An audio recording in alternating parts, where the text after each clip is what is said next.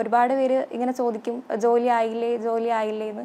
അപ്പോൾ അത് നമ്മളൊരു വാശിയായിട്ട് എടുക്കുക. അവർക്കെല്ലാം റിപ്ലൈ കൊടുക്കാൻ പറ്റുന്നത് ഈ ഒരു എക്സാം കിട്ടുമ്പോൾ മാത്രമാണ്. അത് വാശിയായിട്ട് എടുത്ത് പഠിക്കുക. ജോലി കിട്ടിയിട്ടുള്ള ആഫ്റ്റർ ലൈഫ് സ്വപ്നം കണ്ട് പഠിക്കുക. എൻ്റെ പേര് പ്രിൻസി. ഞാൻ കൊല്ലം ഇരവിപുരത്തു നിന്നാണ് വരുന്നത്. ഞാനൊരു BSc മാത്തമാറ്റിക്സ് ഗ്രാജുവേറ്റ് ആണ്. ഞാൻ ഫാത്തിമ മാതാ നാഷണൽ കോളേജിലാണ് പഠിച്ചത്. ഗ്രാജുവേഷൻ കഴിഞ്ഞ് എന്തായാലും ബാങ്ക് തന്നെ നോക്കാം എന്നുള്ള രീതിയിലായിരുന്നു. അപ്പോൾ PG പോകണോ, PG കഴിഞ്ഞിട്ട് ബാങ്ക് കോച്ചിങ്ങിന് വരണോ, അങ്ങനെ ഒരു കൺഫ്യൂഷനായിരുന്നു. പിന്നെ വിചാരിച്ചു PG പോകുന്ന സമയം കൂടെ ഇവിടെ ഇൻവെസ്റ്റ് ചെയ്യാമെന്ന്. അങ്ങനെ ഏത് ബാങ്ക് കോച്ചിങ് സെൻ്ററാണ് നല്ലതെന്ന് അന്വേഷിച്ചു. അപ്പോൾ എൻ്റെ ഒരു ചേച്ചിയാണ് ICT സജസ്റ്റ് ചെയ്തത്. ഇവിടെ വന്ന സമയത്ത് വളരെ ബേസിക്കായിട്ട് തന്നെയാണ് ക്ലാസ്സൊക്കെ എടുത്തു തന്നിരുന്നത്.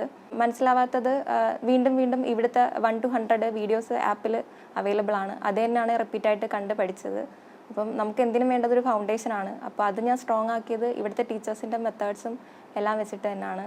അപ്പോൾ ആദ്യമൊന്നും എനിക്ക് പ്രിലിംസ് പോലും കിട്ടുന്നുണ്ടായിരുന്നില്ല. അപ്പം ഞാൻ ചെയ്തത് എന്താണെന്ന് വെച്ചാൽ ടൈമർ വെച്ച് ഒരുപാട് ക്വസ്റ്റ്യൻസ് പ്രാക്ടീസ് ചെയ്യുമായിരുന്നു. പിന്നെ എനിക്ക് എക്സാം ഹോളിൽ കയറുമ്പോൾ ഒരു ടെൻഷൻ ഉണ്ടായിരുന്നു. അപ്പോൾ അതും മാറ്റിയത് ICTയിലെ ലാബിലിരുന്ന് എക്സാംസ് ചെയ്ത് പഠിച്ചിട്ടാണ്. അപ്പോൾ നമുക്ക് ഒരു എക്സാം അറ്റ്മോസ്ഫിയർ കിട്ടാറുണ്ട് ലാബിലിരുന്ന് എക്സാം ചെയ്യുമ്പോൾ. പിന്നീട് പ്രിലിംസ് കിട്ടാൻ തുടങ്ങി. ആദ്യം കിട്ടിയത് SBI ക്ലർക്ക് പ്രിലിംസ് ആയിരുന്നു. പക്ഷേ മെയിൻസ് കിട്ടിയില്ല. അത് എൻ്റെ കുഴപ്പം തന്നെയാണ്. ഞാൻ മെയിൻസിന് വേണ്ടി പ്രിപ്പയർ ചെയ്തില്ലായിരുന്നു. റിസൾട്ട് വന്നതിന് ശേഷമാണ് മെയിൻസിന് വേണ്ടി പ്രിപ്പയർ ചെയ്തത്. പിന്നെ അടുത്ത സീസൺ ഓഫ് എക്സാംസ് വന്നപ്പോൾ ഒട്ടുമിക്ക എല്ലാ പ്രിലിംസും കിട്ടി. മെയിൻസ് വളരെ ചെറിയ മാർക്കിനൊക്കെ പോകുന്നുണ്ടായിരുന്നു. എന്നാലും RRB PO മെയിൻസ് കിട്ടി. പക്ഷേ ഇൻ്റർവ്യൂ വരെ പോയെങ്കിലും ഫൈനൽ കട്ട് ഓഫ് പാസ്സായില്ല. കാരണം മെയിൻസിന് വളരെ കട്ട് ഓഫിന് അടുത്ത മാർക്ക് മാത്രമേ ഉണ്ടായിരുന്നുള്ളൂ. എനിക്ക് പറയാനുള്ളതെന്ന് വെച്ചാൽ നമ്മൾ ഈ 2-3 മാർക്കിനൊക്കെ പോകുമ്പോൾ ആ 2 മാർക്ക് GAയിൽ കിട്ടിയിരുന്നെങ്കിൽ നമുക്ക് ആ മെയിൻസ് കിട്ടിയതിനെ അന്ന് ചിന്തിക്കും. അപ്പോൾ ആ ഒരു ഇത് വരാതിരിക്കണമെങ്കിൽ നമ്മൾ ആദ്യം മുതലേ തന്നെ GA പഠിച്ചു പോകണം. പഠിക്കുന്നതിനെക്കാട്ടിയും കൂടുതൽ നമ്മൾ റിവൈസ് ചെയ്യണം. എൻ്റെ ഒരു സ്ട്രോങ് പോയിന്റ് എന്ന് വെച്ചാൽ ഞാൻ എപ്പോഴും മാത്സും റീസണിങ്ങും ചെയ്തുകൊണ്ടിരിക്കും.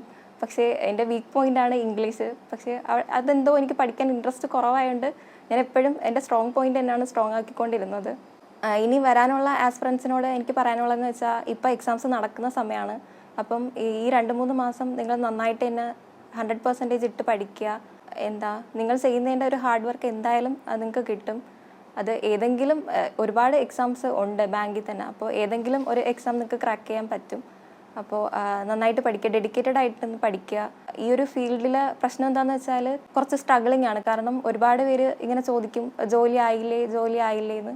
അപ്പോൾ അത് നമ്മളൊരു വാശിയായിട്ട് എടുക്കുക. അവർക്കെല്ലാം റിപ്ലൈ കൊടുക്കാൻ പറ്റുന്നത് ഈ ഒരു എക്സാം കിട്ടുമ്പോൾ മാത്രമാണ്. അപ്പോൾ അത് വാശിയായിട്ട് എടുത്ത് പഠിക്കുക. ജോലി കിട്ടിയിട്ടുള്ള ആഫ്റ്റർ ലൈഫ് സ്വപ്നം കണ്ട് പഠിക്കുക. അപ്പോൾ എല്ലാവർക്കും എൻ്റെ ഓൾ ദി ബെസ്റ്റ്.